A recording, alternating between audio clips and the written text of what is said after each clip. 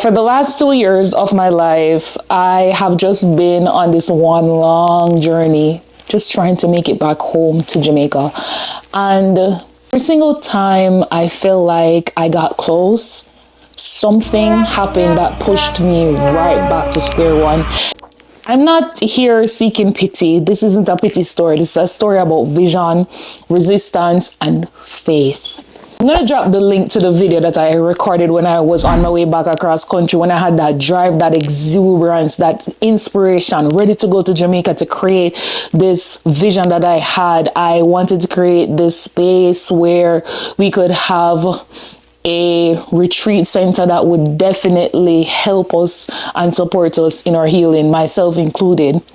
And when I came back over here to the East Coast, I was staying with friends in New York, trying to figure it all out and try to figure out how I was going to get to Jamaica.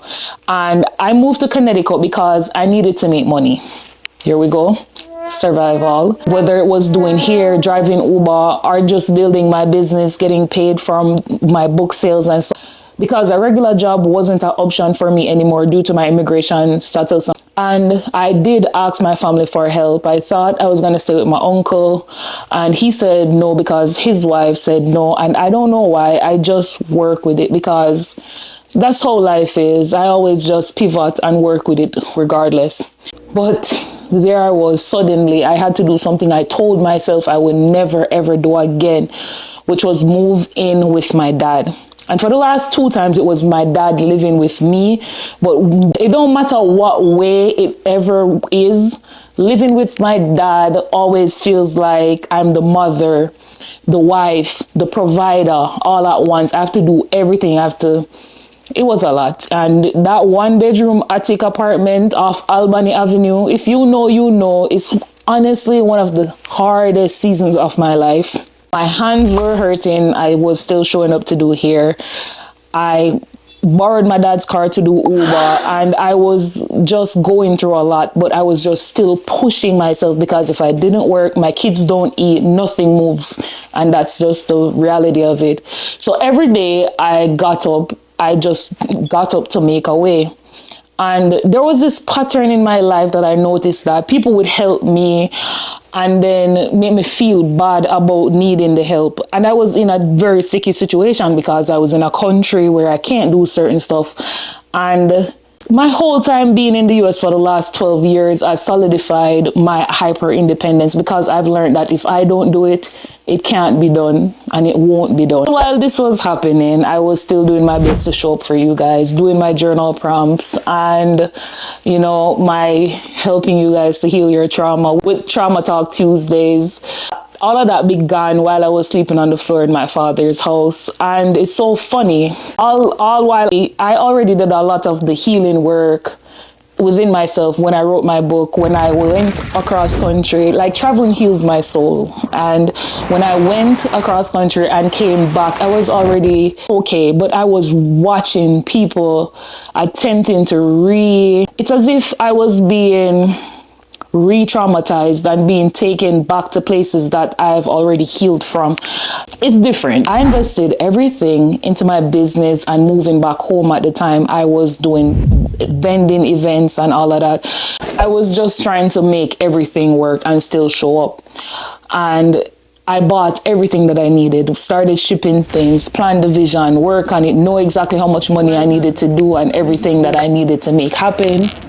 And every time I got close, something would happen. Me and my babies at the time, we were living in hotels because I had to leave my dad's house. I didn't want to stay in that trauma and just be feeling like I'm a child all over again. So I took it back to survival mode. We were paying a lot of money to live in hotels and all of that. I ended up shifting from hotels to Airbnb, got sick, lost my rental from Uber, got evicted from Airbnb because I couldn't afford to pay anymore because I wasn't working and all of that stuff.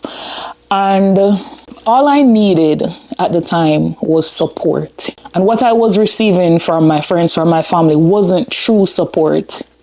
But here's the thing, if my hands never started hurting back in 2021, I would have never learned that I was only depending on one stream of income.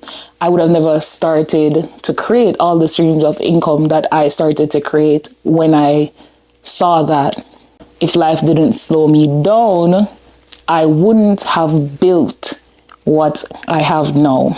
That setback was divine and strategic.